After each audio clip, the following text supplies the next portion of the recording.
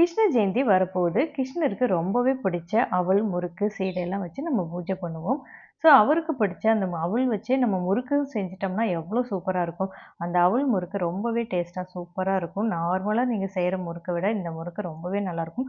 கொஞ்சம் டிஃப்ரெண்ட்டா ட்ரை பண்ணலாம் அப்படின்னாக்கா, கண்டிப்பா இந்த முறுக்கு ட்ரை பண்ணி பாருங்க. ரொம்ப டேஸ்ட்டா சூப்பரா இருக்கும். Hi friends, welcome to Mahi Prabhas kitchen. இப்போ முறுக்கு எப்படி செய்யணும்னு பார்த்துடலாமா? இதுக்கு 1 கப் அளவுக்கு அவல் எடுத்திருக்கேன். நார்மலா இந்த மாதிரி வெள்ளை அவல் எடுத்துக்கலாம். 1 கப் அப்படிங்கிறது ஒரு 200 கிராம் அளவுக்கு இருக்கும். இதுக்கு 1/2 கப் அளவுக்கு பொட்டுக்கல்ல எடுத்துக்கலாம். இது ஒரு 100 கிராம் இருக்கும்.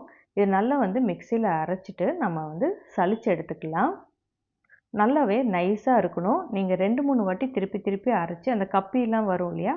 அதனால் 2, 3 வாட்டி நீங்கள் அரைச்சி சலிச்சு எடுத்துக்கோங்க. அப்போ அந்த கப்பிலாம் இல்லாமல் இருக்கும்.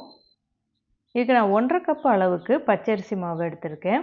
1 கப் அவலுக்கு 1/2 கப் அளவுக்கு பச்சரிசி மாவு எடுத்துக்கலாம். இது நார்மலாக நம்ம கடையில் வாங்குகிற கொழுக்கட்டை மாவு, இடியாப்ப மாவு தான். இதுக்கு தேவையான அளவு நம்ம எள்ளு சேர்த்துக்கலாம். காரத்துக்கு ஏற்ற மாதிரி மிளகாய்த்தூள், கொஞ்சமாக மஞ்சத்தூள், இதுக்கு பெருங்காயத்தூள் சேர்த்துக்கலாம். இதுக்கு தேவையான உப்பு சேர்த்துக்கலாம். இது எல்லாத்தையும் ஒரு வாட்டி நல்லா மிக்ஸ் பண்ணிக்கலாம்.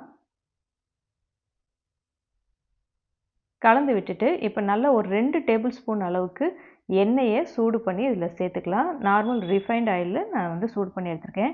இந்த மாதிரி ஊற்றும் போது, மாவில் ஊற்றும் போது இந்த மாதிரி பபுள்ஸ் வரணும். அந்த அளவுக்கு நல்லா சூடாக நீங்கள் சூடாக்கிட்டு ஊற்றிக்கோங்க. இதில் நம்ம பட்டர் கூட சேர்க்கலாம். உங்களுக்கு விருப்பம் இருந்தால் நீங்கள் பட்டர் கூட உருக்கி இந்த மாதிரி சேர்த்துக்கோங்க. இதுக்கு நம்ம நார்மல் தண்ணி சேர்த்து நம்ம முறுக்கு பிசைவோல அந்த மாதிரி பிசையக்கூடாது. நல்லா தண்ணி சூடு பண்ணி நீங்கள் சேர்த்துக்கோங்க. நம்ம இடியாப்பம்லாம் நம்ம பிசைவோல நல்லா தண்ணி கொதிக்க வச்சு ஊற்றி இடியாப்பத்துக்கெல்லாம் பிசைவோல அந்த மாதிரி இந்த மாவு பிசைஞ்சுக்கோங்க. கையில் சூடுபடாமல் ஒரு ஸ்பூன் வச்சுட்டு நல்லா மிக்ஸ் பண்ணி விட்டுருக்கலாம். அதுக்கப்புறம் கை பொறுக்கிற சூடு வந்ததுக்கப்புறமா நீங்கள் நல்லா பிசைஞ்சுக்கோங்க. கொஞ்சம் கொஞ்சமாக தண்ணி சேர்த்து நம்ம பிசைஞ்சுக்கணும். இந்த மாவு பிசையும் போது கெட்டியாக இருக்கக்கூடாது. நல்லா கெட்டியாக இருந்துச்சுன்னா அப்புறம் முறுக்கு புளியறதுக்கு ரொம்ப கஷ்டப்பட்டு புளியிற மாதிரி இருக்கும். அதனால் கொஞ்சம் லூஸாக இருக்க மாதிரி பிசைஞ்சுக்கோங்க. தண்ணி பத்தலைன்னா அப்பப்போ கொஞ்சம் சேர்த்துக்கலாம். நல்லா அழுத்தம் கொடுத்து நல்லா பிசைஞ்சு எடுத்துக்கலாம். நல்லா மாவு சாஃப்டாக நான் பிசைஞ்சு எடுத்து வச்சுட்டேன்.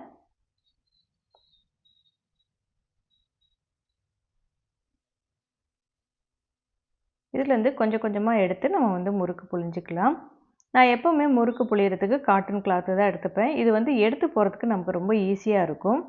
நீங்கள் தட்டு இல்லை கரண்டி அந்த மாதிரி யூஸ் பண்ணுறவங்களா இருந்தாக்கா நீங்கள் அது கூட யூஸ் பண்ணலாம். நமக்கு என்ன கொஞ்சம் பாத்திரம் அதிகமாக சேர்ற மாதிரி இருக்கும். கிளாத்துனா கொஞ்சம் ஈஸியாக இருக்கும் நமக்கு.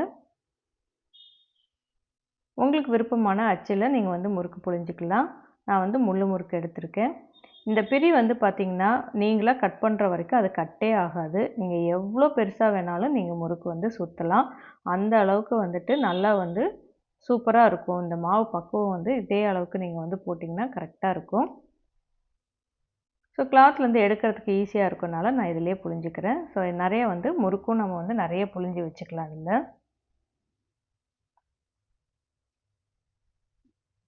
ஸோ நான் ஓரளவுக்கு கொஞ்சம் புழிஞ்சு எடுத்து வச்சுருக்கேன்.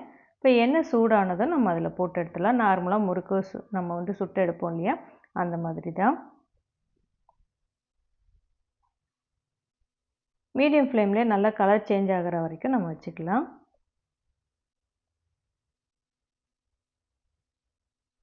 நல்லா சலசலப்புலாம் அடங்கினதுக்கப்புறம் நம்ம அப்படியே எடுத்துட வேண்டியதான்.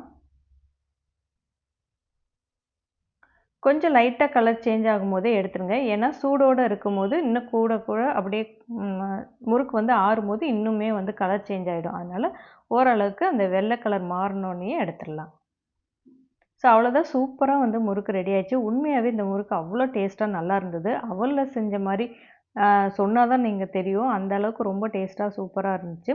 நீங்களும் கண்டிப்பாக ட்ரை பண்ணி பாருங்கள். ட்ரை பண்ணிவிட்டு கண்டிப்பாக உங்களோட எக்ஸ்பீரியன்ஸை கமெண்ட்டில் ஷேர் பண்ணுங்கள். அதே மாதிரி நம்ம சேனலை சப்ஸ்கிரைப் பண்ணவும் மறந்துடாதீங்க. லைக் அண்ட் ஷேர் பண்ணுங்கள். தேங்க்யூ ஸோ மச் ஃபார் வாட்சிங்.